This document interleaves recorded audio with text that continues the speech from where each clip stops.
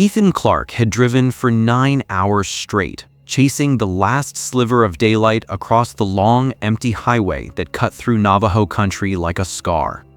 The desert had always intimidated him, but tonight it felt alive, breathing, listening, watching from the rust-colored cliffs towering on either side of the road. Every mile seemed to peel him farther from the world he knew and deeper into something ancient, something untouched and waiting. His grandmother had always warned him never to wander the reservation at night, never to disrespect the land, and never, under any circumstance, to whistle after dark. But Ethan wasn't here for superstition. He was here for answers. His cousin Mara had disappeared 2 weeks ago, a 20-year-old college student, home for the summer, gone without a single trace, except for the strange tracks found outside her bedroom window. The Navajo police said little. The elders said even less. But his family whispered a word he hadn't heard since childhood, spoken only in low voices. SkinWalker. A shape-shifting witch. A trickster. A predator wearing stolen flesh. Ethan had always dismissed the stories as folklore, until Mara vanished. As he drove deeper, cell service flickered out completely, leaving him alone with the hum of tires and the stretching emptiness around him. The land shifted subtly. The red cliffs gave way to flat mosses, then to open plains scattered with sagebrush. The sky was enormous, a bowl of fading amber bleeding into deepening blue. Ethan rolled down the window, expecting the warm desert wind, but a strange coldness swept in instead. Unnatural, sharp, like breath from something hiding just out of sight. His stomach tightened. Up ahead, a lone figure stood at the edge of the highway. Ethan slowed, heart thumping. The man, or what he thought was a man, was impossibly thin, draped in tattered clothing, with his back turned toward the road. His head twitched subtly, like he was listening for something behind him instead of the truck approaching. Ethan leaned forward, squinting. The figure turned slightly, but not enough for a full view, just enough for Ethan to catch the movement of his jaw. It opened, and kept opening, long past what human anatomy allowed, until the mouth gaped in a silent, impossible stretch. Ethan slammed on the brakes. Dust spiraled around him.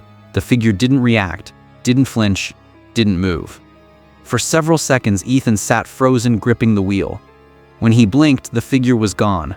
No footsteps, no dust, no silhouette walking away.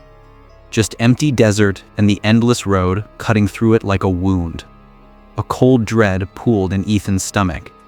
He hadn't even reached Mara's house yet, and already the reservation was whispering warnings.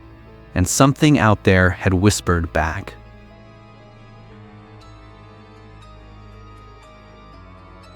Ethan arrived at his Aunt Lena's property long after dark, the desert sky now ink black and spattered with cold, distant stars. Her small hogan sat at the edge of a shallow arroyo, half hidden by desert brush and the jagged bones of sandstone formations. A single lantern burned outside the door, swaying gently in the night breeze like a trembling heartbeat. Ethan parked the truck and stepped out, feeling the cold again, sharp, unnatural, as though the desert itself were coiled from something moving through its veins. Before he could knock, the heavy wooden door creaked open. Aunt Lena stood framed in the doorway, her long gray braids hanging over a worn blanket shawl. The fire behind her cast her face in warm orange flickers, but her eyes, dark, sharp, knowing, did not soften when they found him.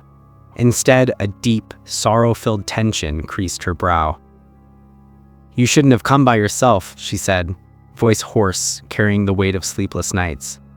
"Not after what happened to Mara." Ethan swallowed hard. "I didn't have a choice." Lena's jaw tightened as she stepped aside and motioned him in. Inside the hogan, the air was thick with sage smoke, and the fire in the center crackled slowly, as though reluctant to burn. The walls were adorned with woven rugs and ceremonial items, but something new hung near the fire pit. An eagle feathers, obsidian shards, and a hand-painted symbol he didn't recognize. A protection charm. She'd never needed those before. Ethan took a seat on the worn rug, staring at the fire as it popped and spit resin into the air.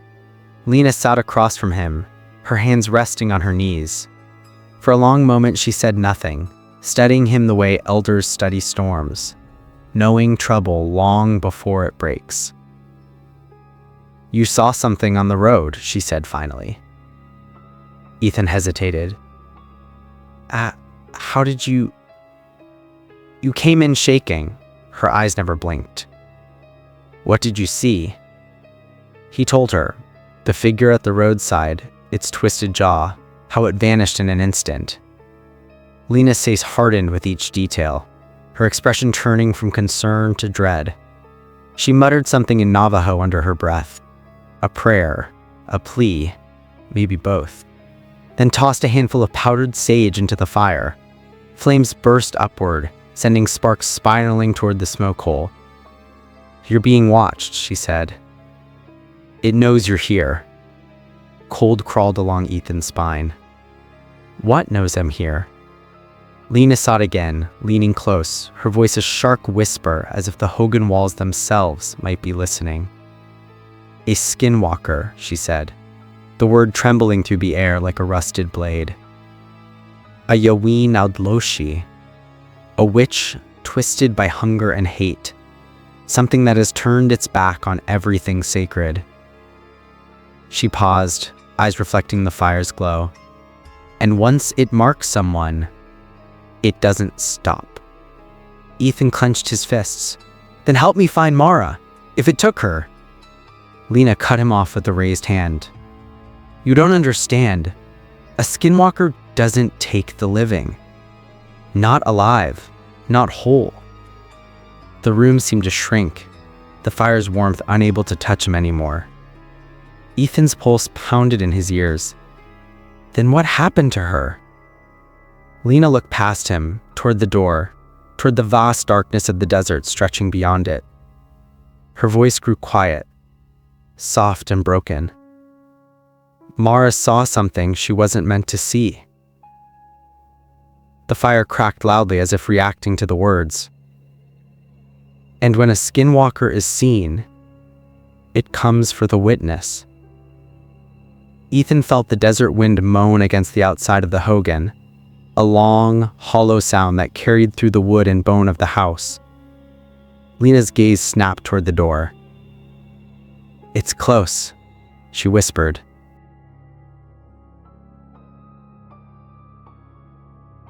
The night pressed against the Hogan like a living thing, heavy, slow breathing, aware. Ethan felt every sound sharpen, every shift of the wind deepen, every flicker of firelight inside the room tremble as if sensing an unwelcome presence just beyond the walls. Aunt Lena rose without another word, retrieving a small clay bowl and filling it with crushed sage, cedar, and a dark powder Ethan didn't recognize. When she lit it, the smoke curled upward in thin, ghostly tendrils, drifting toward the ceiling as though pulled by an unseen hand. "We stay inside," she whispered. "As long as the fire burns, it can't cross the threshold." But Ethan had already risen to his feet, drawn by something he couldn't explain, a low, instinctive pull at the back of his mind. The same pressure he'd felt in the clearing earlier. Something was calling. Not with words, but with presence. "Ethan," Lena warned sharply, "do not open that door." He didn't, but he got close enough to hear the desert. Something was walking outside, slow, heavy, dragging. Ethan's breath caught. Through the door's wooden slats, he heard the crunch of sand, long, deliberate steps circling the Hogan, a shifting weight. A faint growl, so low it felt more like a vibration in the ground than sound in the air. Lena stiffened beside the fire, gripping a ceremonial rattle in one hand and a small pouch of corn pollen in the other. "It's testing us," she whispered. "It wants to know if anyone inside is weak." The footsteps stopped directly behind the Hogan. Ethan felt pressure behind him, an oppressive presence like a giant shadow pressing through the walls. Every hair on his arms lifted. Slowly, carefully, Lena approached the back window, a tiny square covered by a thin hide. She motioned Ethan closer. "Look, but do not let it see your eyes," she murmured. He held his breath as he lifted the edge of the hide just enough to peer out. Moonlight spilled across the hard desert ground, and that's when Ethan saw them. Tracks. Enormous. Distorted. Wrong. Not animal, not human. A grotesque hybrid, long like a man's stride, but ending in shapes that looked like a wolf's paw stretched far beyond its natural form. And dragging through the center of each print were claw marks, deep enough to gouge the earth, as if whatever made them carried its hands low, knuckles skimming the ground. Ethan's pulse hammered. He followed the tracks with his eyes as they curved behind the hogan, then stopped. Right beneath the window. His chest tightened. Lena grabbed his arm suddenly, her nails biting into his skin. "Move back," she hissed, slowly. Ethan stepped back just as something rose from the shadowed ground, tall, thin, almost skeletal in the moonlight. He didn't see its full shape, only the silhouette. Long limbs, bent joints, a head that twitched in sharp, unnatural angles like it wasn't used to wearing the shape it had taken. Ethan clamped a hand over his mouth to stop his breathing. A low scraping sound vibrated through the wall, like nails dragging lightly over wood. The SkinWalker was touching the hogan, testing its strength. Lena whispered a prayer under her breath, voice trembling. "It knows you're looking for Mara. It knows you carry her blood. It remembers every face it's hunted." The scraping stopped. Silence swallowed the desert whole. Then, slowly, with chilling precision, the creature exhaled. A long, rattling sound, like breath escaping from a hollow chest. The hide over the window bulged inward slightly, as though something pressed its face against it from the outside. Ethan felt rooted to the floor, unable to move or think or breathe. Then, in a voice that scraped like broken bone against stone, muffled but unmistakably close, it whispered, "Mara." Lena yanked him violently away from the window. "That's not her voice," she hissed. "It will use every sound it's stolen to bring you outside." Outside, sand shifted softly.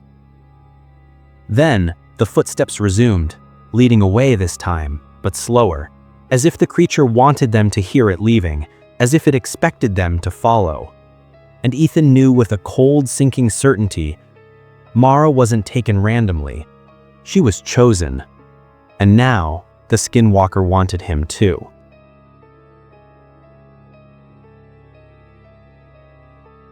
Ethan didn't sleep. He didn't even lie down. He sat near the fire with a knot in his chest so tight it felt like it might split his ribs. Lena kept feeding sage and cedar into the flames every few minutes, muttering prayers with a steady rhythm that reminded him of drum beats from his childhood ceremonies. But the moment the first hints of dawn began to touch the horizon with a faint gray glow, she stood, as though some internal clock told her that danger had shifted, not vanished. "You need help," she said simply. "Human help. Someone who can move freely without being hunted." She pulled on her boots, wrapped a thick blanket shawl over her shoulders, and handed Ethan his keys. "We're going to the ranger station." Ethan didn't argue. He didn't want to stay another minute with the knowledge that something had stood inches from him behind a strip of thin hide. As they drove, the world remained eerily still. No desert wind, no coyote calls, not even the hum of insects, just the crunch of tires over dirt and the hollow ache of the early morning sky. Ethan scanned the horizon compulsively, but nothing moved, nothing chased, nothing stalked. That only made his nerves worse. They pulled up to the ranger station just as the sun breached the mesas, staining the rocks blood red. The building was old, half renovated, with fluorescent lights flickering weakly like they were struggling to stay alive. A dusty government truck sat parked out front, frost still clinging to the windshield. Lena went straight to the door and knocked with a firmness that echoed across the empty land. It opened a moment later. Ranger Thomas Yazzie filled the doorway, tall, broad-shouldered, with tired eyes that carried the weight of too many years spent combing the desert for missing people. He stared at Lena, then shifted his gaze to Ethan, noting the fear etched into his face instantly. I heard the prayers last night. Sound carries far when something bad is moving. Lena didn't waste breath. It came to the Hogan. It knows his name. It's the one that took Mara. Thomas shut his eyes briefly, jaw tightening. I hoped I was wrong. He stepped aside. Get in. The station was cluttered. Maps of the reservation spread across the walls with pins marking disappearances, newspaper clippings, radio equipment, half-used flashlights, and a chalkboard with words written in Navajo. It walks between shapes. Ethan's stomach nodded as he realized the board had dozens of crossed-out notes beneath it, sightings, warnings, and dates. The most recent one? 5 days before Mara vanished. Thomas motioned them to sit. I don't report everything to the tribal police. They already think I chase shadows. He placed a mug of black coffee in front of Ethan. But I've seen signs, heard things in the canyons, footprints that don't belong to any animal, whistles at night, and the smell. He paused. Rot and iron, like a slaughterhouse left in the sun. Ethan swallowed hard. Why Mara? Thomas and Lena exchanged a look. Silent, heavy, meaningful. Lena answered, because she's gifted, sensitive. She's always been able to see things we try to keep out of sight. She told me she'd been hearing something outside her window for weeks. Her voice trembled. I should have listened sooner. Thomas pulled down a map of Black Mesa and spread it on the table. A large black circle had been drawn around a section of canyons etched like veins through the earth. Ethan leaned closer. That's where she was taken? He asked. No, Thomas said grimly. That's where the SkinWalker nests. Ethan's chest tightened. Then we go there. Thomas placed a firm hand on his shoulder. You don't just walk into a SkinWalker's territory. You don't track it. You don't hunt it. Not unless you're prepared to see something that can wear any face, including the one you love. Lena's voice dropped to a whisper. It will imitate Mara if we get close. Ethan's throat closed.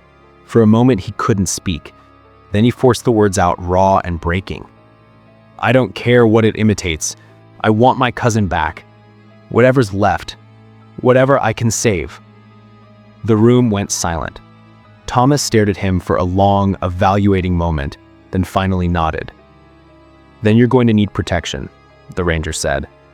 He opened a metal locker, retrieving several items wrapped in leather and cloth, charms, ashes, ceremonial herbs, and a small blade shaped from obsidian. Ethan took a slow breath, steadying himself. Outside, the sun was rising, but the dread didn't ease.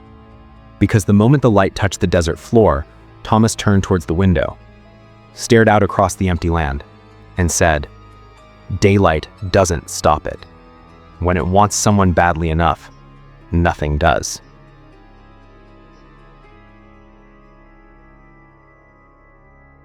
The road to Black Mesa wasn't really a road, more a faded set of tire tracks that had been swallowed by dust and time. Ethan sat in the passenger seat of the Ranger truck, clutching the obsidian blade Thomas had given him. It was surprisingly heavy for its size, smooth as a river stone, yet sharp enough to cut with a whisper. Lena rode in the back, murmuring quiet prayers under her breath, her fingers moving through herbs like she was sorting memories instead of plants. Black Mesa rose ahead of them like a massive spine jutting out of the earth.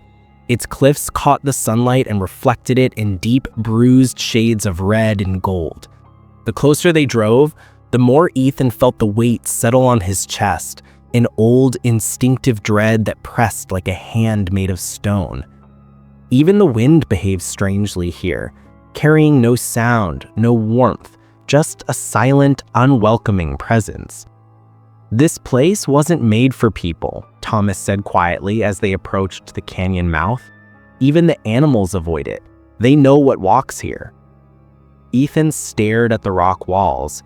They looked carved, not by nature, but by something that had dragged claws through them centuries ago.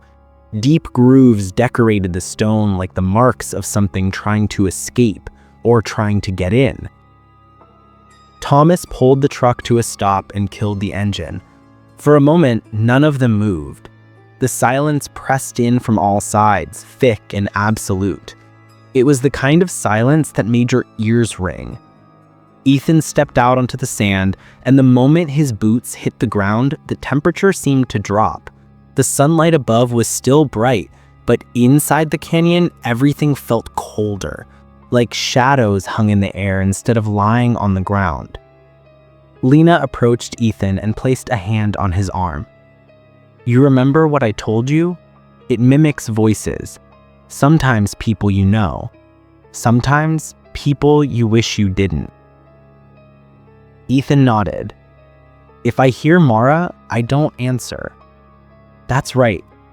Not until you see her with your own eyes." They began walking. Thomas led the way, moving with the quiet precision of someone who knew every dangerous inch of land he stepped on.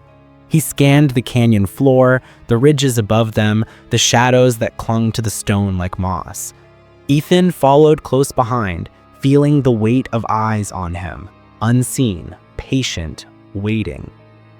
The walls rose higher and higher, narrowing into a corridor carved from the bones of the earth.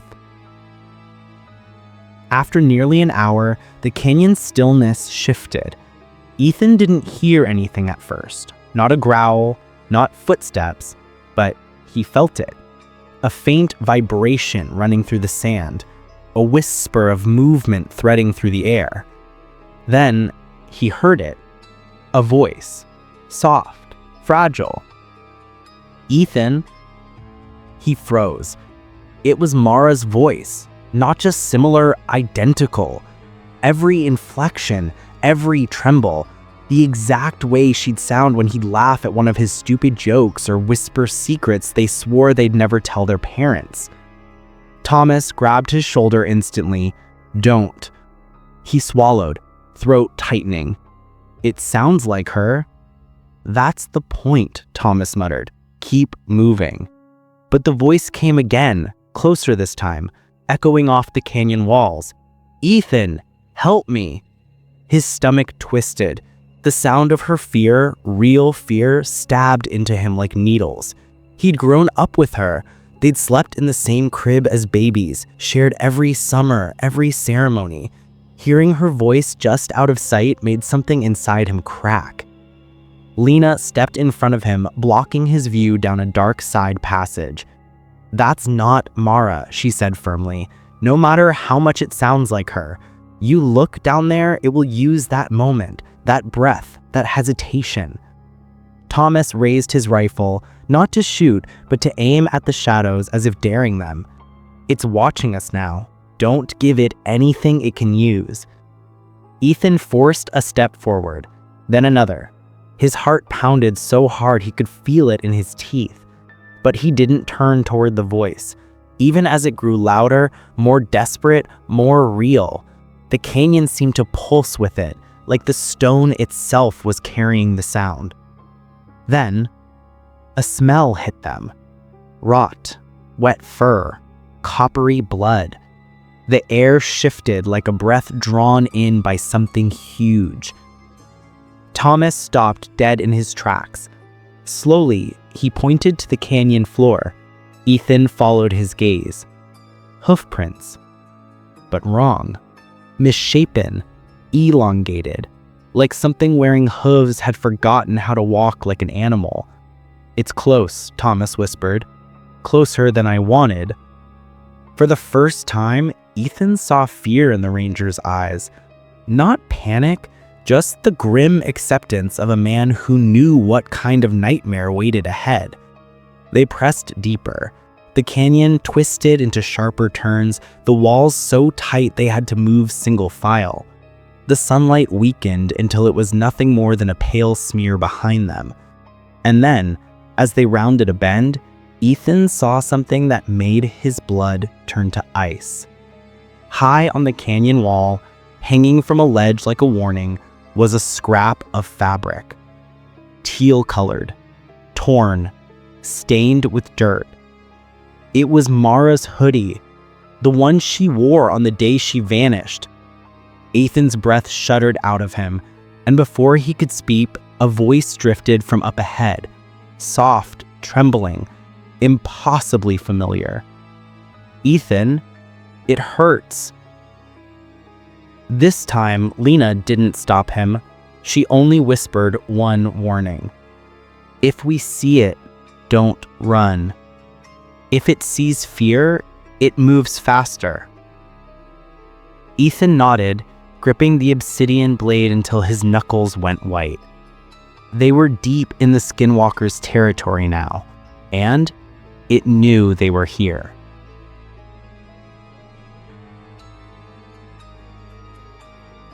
The canyon narrowed until it no longer resembled a natural formation at all. The walls curved inward unnaturally, as if shaped by hands or claws. The temperature dropped again, and the air grew heavier, thick with moisture and the metallic tang of old blood. Ethan felt the sting of it in the back of his throat. Ahead of him, Thomas slowed his steps. Lena's breathing became shallow, rhythmic, like she was trying not to inhale the darkness pressing around them. Finally, the path opened, and Ethan understood why the Navajo called this place forbidden. The canyon mouth widened into a massive hollowed chamber, so vast and deep that sound barely returned when Thomas tested the echo with the tap of his boot. Sunlight leaked through cracks high above, filtering down in thin white beams that illuminated floating motes of dust and bones half buried in the sand. Not just animal bones. Some were too long, too curved, too human. Ethan's stomach nodded. This was where things ended. This was where things were dragged. This was where Mara had come through, alive or not. The canyon walls were carved with strange grooves, spiraling symbols, and dark smears Ethan didn't want to identify. They looked like warnings, like a language older than stone itself, cryptic messages left by those who never made it out. The rock formation seemed to twist into the shapes of faces frozen mid-scream. Ethan blinked once, twice. They didn't move, but they didn't stay the same either. "This is where it takes them," Thomas whispered, "before it decides what to do with them." Ethan's grip tightened on the blade. "Where is she?" "We're close," Lena stepped forward, her voice low and steady. "This place, it remembers pain. It repeats what it's heard. We won't know what's real until it wants us to." Ethan scanned the cavern, forcing his breathing to stay steady. That's when the first echo came. A soft, broken voice, but this time not a distant call. It came from the darkness behind them. "Ethan, please." The sound shot through him like a lightning strike. Lena froze. Thomas swung his rifle toward the sound, but the shadows on the far wall only shifted slightly, as if something massive had moved just out of sight. Then another voice layered over the first, same tone, same pitch, but wrong, stretched, hollow. Ethan." The chamber swallowed the sound, sending it bouncing off every surface. Ethan couldn't tell where it originated anymore. Left, right, behind, above. It felt like the walls themselves were speaking with his cousin's voice. Lena stepped beside him, whispering a grounding chant, her hand trembling as she lit a bundle of cedar and let the smoke curl into the air. The scent spread slowly, fighting the damp cold. The chamber groaned in response, an unsettling low rumble that made the ground vibrate beneath their feet. "That's not echo," Thomas muttered through clenched teeth. "It's moving." Before Ethan could ask what he meant, a shadow peeled itself away from the far side of the cavern. Slowly, silently, unnaturally tall, its limbs hanging too long, bending where no joints should exist. It moved on 2 legs, and then 4, and then 2 again, shifting shapes like it was trying on different skins. Ethan's breath stilled in his lungs. It was wearing something I recognized. Mara's silhouette. Her height, her frame, her stance. But the head was wrong. Elongated, tilting too far forward, eyes glowing with a wild, inhuman hunger. Thomas raised his rifle. Lena grabbed his arm instantly. "No! If you shoot before it reveals itself fully, it will vanish into the stone." The creature froze. Then it spoke again. Mara's voice, perfect, pleading. "Ethan, Help me." Ethan felt something tear inside his chest. Every instinct he had screamed to run to her, grab her, hold her. But the creature's shadow didn't match the shape it wore. The arms were longer, the spine curved, the legs bent backward like a deer preparing to leap. "It's testing you," Lena whispered. "It wants to know how badly you want her." Thomas stepped sideways, placing himself between Ethan and the creature. "Don't fall for it. It's trying to separate us." The chamber seemed to tighten around them, shadows thickening like tar. Ethan looked into the creature's glowing eyes, and for one horrifying moment, he saw something behind them. Far back, deep in the dark, a flash of teal, a body curled against the rock, a thin arm, a trembling breath. Mara, the real Mara. He felt his pulse spike so hard it hurt. She's here. She's really here. But the creature stepped forward, blocking his line of sight, its head twitching, distorting, morphing into a half-human, half-animal mask, its jaw unhinged with a sickening crack, revealing teeth not meant for any living being.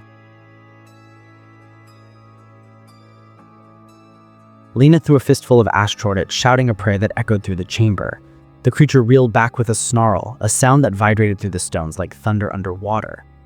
Thomas shouted, "Move! To the far wall! Go! Now!" The three of them broke into a sprint across the cavern floor. The creature's howl chased after them, deeper, louder, too close. The walls trembled as if the entire mesa had awakened with it. Ethan didn't look back. He couldn't. He had seen Mara. He had seen where she was. And he would not leave without her.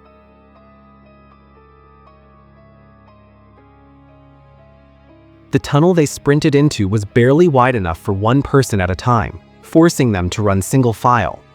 Ethan scraped his shoulder against jagged rock as they moved, but he didn't slow. He couldn't, not with Mara's fragile breathing still lingering in his mind. The cavern behind them erupted in snarls and shifting footsteps, the sound of something massive scraping its claws across stone. Thomas barked, "Keep moving, don't stop for anything."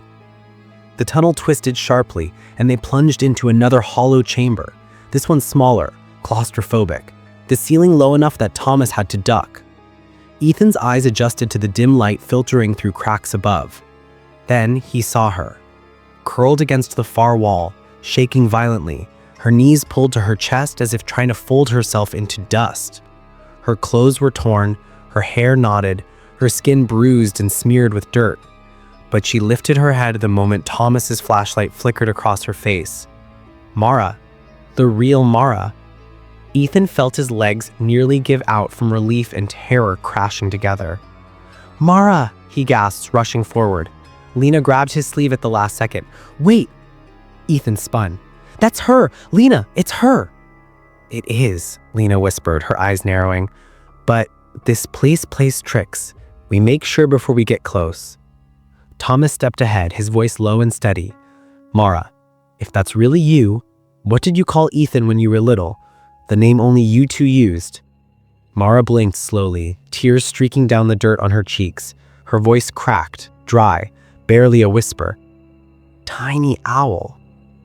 Ethan's breath shattered in his chest. That was it. A name they invented when they were 5. No monster could have known that. He broke past Lena and fell to his knees beside his cousin. She flinched at the movement, but when he reached out gently, she clung to him with trembling hands. "Ethan," she sobbed, "it keeps calling me. It keeps wearing my voice. I hear myself cry in the dark." His stomach twisted, but he held her tighter. "I'm here. I'm really here." Behind them, Lena and Thomas kept watch at the tunnel entrance, their silhouettes tense, like they expected the shadows to grow teeth. Mara's breath hedged. It tried to make me look. It took different shapes. Sometimes it whispered like Grandma. Sometimes like Nom. Sometimes, her voice dropped to a quivering whisper. Sometimes it sounded like you. A chill shot through Ethan's spine. "It can imitate me too?" he asked. "Yes," Mara whispered. "And it used your voice to tell me to follow it into the deeper tunnels." Ethan clenched his jaw. The creature was trying to separate them still. Thomas's voice cut through the moment, firm and urgent. "We need to move, now. Once it realizes we found her, it'll try to cut us off." Lena nodded, grabbing a small pouch from her bag and dropping a line of powdered ash and a semicircle around the chamber entrance. "This will slow it if it tries to come through here, but not for long." Mara's grip tightened on Ethan's sleeve. "It hates the light." She pointed weakly to a narrow crack in the rock overhead. "If you break that open, sunlight will fill most of the chamber." Thomas examined it. "We'd need to climb." He looked at Ethan, then at Mara, exhausted, traumatized, in no condition to move quickly. "I'll do it," Ethan said. "Just stay with her." He passed Mara gently to Lena's arms and stood. The crack in the ceiling was about 10 feet up, reachable if he climbed the jagged wall. Without waiting for instruction, he started to climb, fingers sliding into grooves that felt too intentional, like handholds made by something with claws rather than human hands. Halfway up, he heard it. A whisper, soft, tender, familiar. "Ethan, come back." But it wasn't from the chamber below. It was right behind him, in the tunnel. Thomas stiffened instantly, lifting his rifle. Lena pulled Mara close, whispering frantic prayers. Ethan pressed himself flat against the rock, chest heaving. Then came the footsteps, slow, dragging, uneven, and a shape appear in the darkness of the tunnel. A silhouette. Ethan's silhouette. His own height, his own stance, his own breathing pattern. The creature stepped forward, wearing Ethan's exact face, except the eyes which glowed like two dying coals. Mara screamed. Lena shouted a warning. Thomas cocked his rifle, aiming directly at the imposter. The SkinWalker tilted its head slowly, unnaturally, like a puppet being forced to mimic human motion. Then it smiled, a wide, tearing smile that split the skin across its cheeks. And in Ethan's voice, identical and perfect, it said, "Don't trust him. I'm the real Ethan." The chamber went silent. Mara's nails dug into Lena's arms. Thomas's finger tightened on the trigger. Ethan froze on the wall, heart slamming against bone. The creature smiled widened. Its bones cracked, its limbs elongated, its entire body shifted grotesquely into something between a man, a deer, and a crawling nightmare that had forgotten how to be alive. Then, it charged. Lena screamed, "Ethan, get the light!"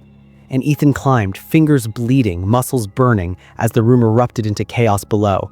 The SkinWalker lunging, Mara sobbing, Thomas shouting, the chamber echoing with inhuman roars. If he didn't break that ceiling open, they were all dead.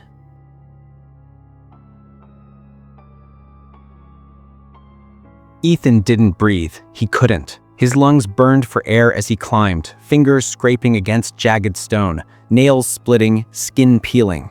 The creature below roared, a sound so deep it vibrated through the walls and into Ethan's bones. Dust rained from the ceiling with each violent echo. "Ethan!" Thomas shouted, his voice drowned by the chaos. Go now!" Ethan pulled himself onto a narrow ledge beneath the crack of light. It wasn't much, just a sliver of sun seeping through fractured stone, but it was enough to sting his eyes with hope. Below him, the SkinWalker smashed into Thomas, sending him crashing against the rock wall. The ranger rolled, barely dodging a swipe of claws long enough to slice a deer in half. Lena dragged Mara behind the ash line, but the creature barreled through it, smoke rising off its skin in sizzling waves of fury. Mara screamed as it lunged her way. No more time. Ethan gripped the biggest stone he could find wedged in the ceiling crack. He braced his feet, tugged, ripped, and slammed his shoulder into it with everything he had. Nothing. He slammed again. Again. The rock shifted but refused to break. Below, Thomas unloaded a round into the creature. It staggered, snarled, turned toward him with a mouth too wide, teeth too many, limbs bending backward like spiders snapping into motion. It leapt. Ethan roared, not in fear, but in desperation, and slammed the rock one more time with the full weight of his body. The ceiling cracked open. In a deafening explosion of dust and shattering stone, sunlight poured into the chamber in a blinding beam that washed everything in gold and white. The SkinWalker screamed as its skin blistered instantly, smoking like wet hide thrown onto fire. It contorted, twisting and recoiling, its limbs spasming in grotesque jerks. The humanoid face melted back into something animalistic. Elongated snout, hollow cheekbones, eyes were retreating deep into the skull. The creature slammed against the cavern floor, writhing and clawing at the stone, its body snapping between shapes like it couldn't decide which skin to wear. Thomas yelled, "Keep that light on it!" Ethan kicked loose another chunk of stone. More light, more screaming. The SkinWalker scrambled toward the far corner of the room, but Lena threw cedar ash in its path. The creature recoiled again, shrieking like a boiling animal. It was trapped, caught between sunlight, ash, and 3 people who refused to die. Then it looked up at Ethan. Its eyes, those burning, ancient, hungry eyes, pierced him. And in a final desperate imitation, it whispered in Mara's broken voice, "Ethan, don't." His heart cracked, but he didn't stop. He ripped down the last slab of stone. The cavern burst open. Sunlight flooded the entire chamber in a wide, pure beam that washed everything in gold and white. The SkinWalker convulsed violently, jerking in a grotesque choreography of death and rage. Its bones snapped outward, its skin cracked like mud in drought, and its mouth opened in a final, silent scream. Then, it collapsed. A withered husk. No longer shifting, no longer speaking. Dead. The chamber fell silent except for Mara's sobs and Ethan's ragged breathing as he finally slid down the wall, hitting the floor hard. They had survived, but the mesa was not done with them yet.